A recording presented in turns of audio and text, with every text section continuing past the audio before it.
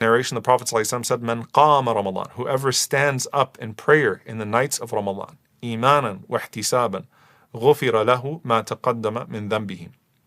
He will be forgiven for all of his previous sins. And then finally, the Prophet ﷺ mentions that whoever prays Laylatul Qadr, imanan wa ihtisaban, ghufira lahu ma taqaddama min dhanbihi. The same words are used. With faith and seeking a reward, he will be forgiven for all of his sins. The scholars mentioned that each one of these is a safety blanket for the other. So if there was a deficiency in your fasting, in your siyam, then your qiyam, bi'idhnillah, your prayer at night, would fill up that deficiency.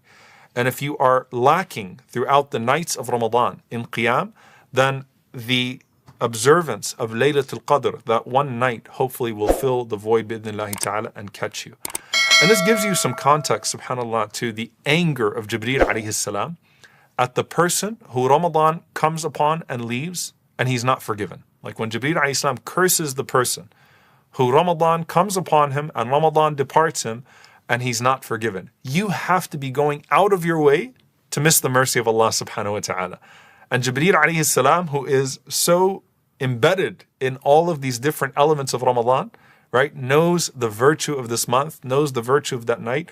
How could you still not be forgiven when you have Laylatul Qadr, when you just have to get it right for this one night to be forgiven? SubhanAllah. So truly it shows you the way that Allah Azza wa Jal deals with this ummah, the beauty of how Allah subhanahu wa ta'ala deals with this ummah, the mercy that Allah subhanahu wa ta'ala gives to us, and the grace and the opportunity that Allah Azza wa Jal gives to us for His forgiveness.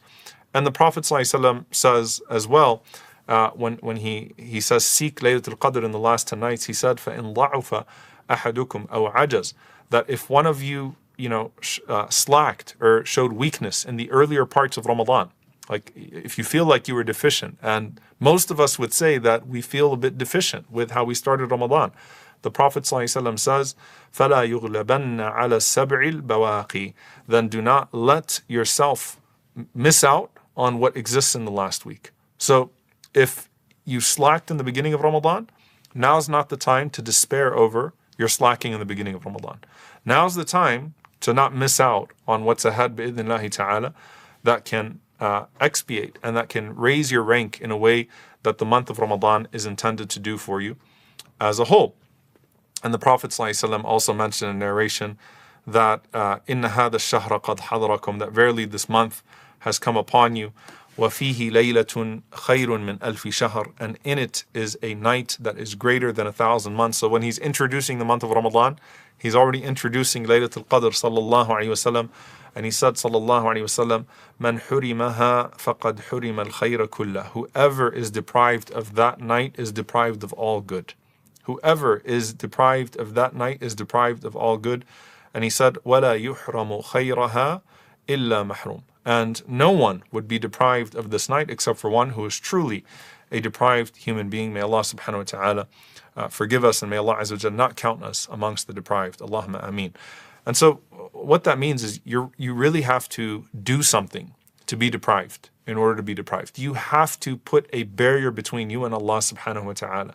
That is the case for Ramadan, that's the case for your fasting, that's the case for your qiyam as a whole, and that's the case for your Laylatul Qadr.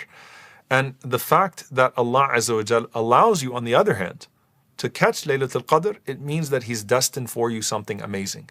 So you're either deprived or you're amongst those who is blessed. And you don't fall in between those two categories, you're one of the two. And if you're amongst those who catches Laylatul Qadr, then bi'idhnillahi ta'ala, on this night of decree, Allah Azza wa Jal decrees for you something that is blessed. And you have to ask yourself, is there something that's keeping you from this blessing, some sin that you keep insisting upon?